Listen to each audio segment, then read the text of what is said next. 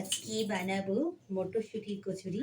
তো মটরশুঁটিটা পুরো একদম পিষে নিয়েছি, আর এখানে নিয়ে নিয়েছি কাঁচা লঙ্কা, আদা, এটাকে বেটে নেবো।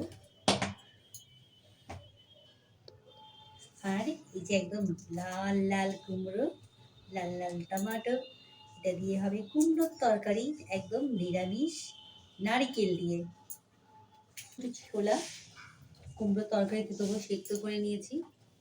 কচুরির জন্য প্রথমে একটু কালো জিরে দিয়ে দিতে হবে, আর তারপরে এই যে আদা বাটা, কাঁচা লঙ্কা বাটাটা দিয়ে দিতে হবে।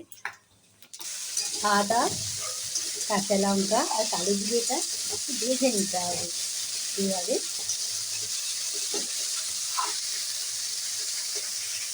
এটা পুরো তার ভাজা হয়ে গেছে। এবারে এই যে মটরশুঁটিটা, বাটা মটরশুঁটিটা এই কড়ার মধ্যে দিয়ে দিতে হবে।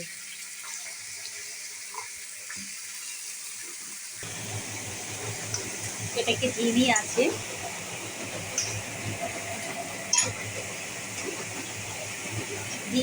এটাকে গ্যাসটা হালকা কম করে দিয়ে এইভাবে এটাকে নাড়াতে হবে, নাড়তে নাড়তে একদম এটাকে এইভাবে ভেজে ভেজে শুকনো করে নিতে হবে। শুকনো হয়ে গেছে, তো দিয়ে দিচ্ছি স্বাদ অনুযায়ী নুন,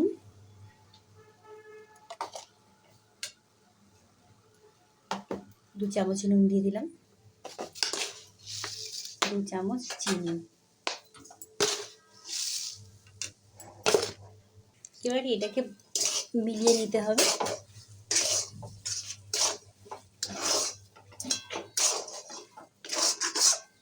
এবারে আমি এটাকে নামিয়ে নিচ্ছি, গ্যাসটা বন্ধ করে দিচ্ছি, গ্যাসটা অফ করে দিয়েছি। ওপর থেকে দিয়ে দিচ্ছি একটু লেবুর রস। এটা দিলে কি হয়, টক টক দারুণ লাগবে। রেডি হয়ে গেছে। এবার এটাকে বাটির মধ্যে তুলে ঠান্ডা করতে ছেড়ে দেবো। তাহলে বন্ধুরা দেখলেন কত সহজভাবে এই মটরশুঁটির কচুরির পুরটা বানিয়ে দিলাম। একদম নিরামিষ রেসিপিতে যারা নিরামিষ খেতে পছন্দ করেন, এইভাবে মটরশুঁটি কচুরিটা বানালে খুব ভালো আর খুব টেস্টি লাগবে। আমি যে এতে চিনি, নুন আর লেবুটা দিলাম, এটা টক ঝাল মিষ্টি, কাঁচা লঙ্কা অলরেডি দিয়েছিলাম, তো ঝাল ঝাল দারুণ লাগবে কচুরিটা খেতে। তো রেডি হয়ে গেল মটরশুঁটির কচুরি। আপনারা অবশ্যই এইভাবে একবার নিরামিষ কচুরি যখন বানাবেন বানিয়ে দেখবেন, পুরটা তো খুবই ভালো লাগবে। পুরটা হয়ে গেল। তো এবারে আমরা যখন কচুরির জন্য আটাটা মাখাতে হবে, এখানে আমি হাফ আটা হাফ ময়দা নিয়ে নিয়েছি। তো এখানে 50 গ্রামের মতো রিফাইন তেল দিয়ে দিচ্ছি। এটা আছে 1 কিলো, 500 করে 1 কিলো আটা ময়দা। আর এখানে 2 চামচ চিনি নিয়েছি, আর বড় 1 চামচের নুন। তো স্বাদ অনুযায়ী নুন আর চিনি দিয়ে দিলাম। এইভাবে বানালে কচুরিতে খুব সুন্দর টেস্টি আর নরম আর মিষ্টি মিষ্টিও লাগবে, যেহেতু আমি এতে চিনি দিলাম, খুব ভালো লাগবে খেতে।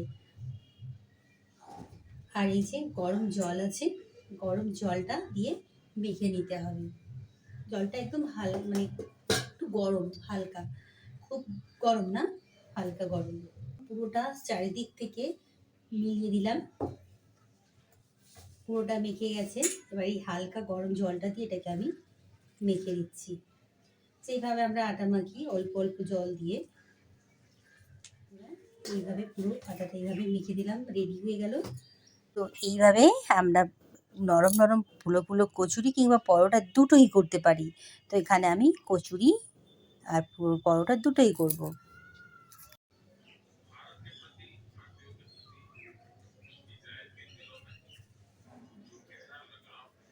দুটো দিয়ে দিচ্ছি।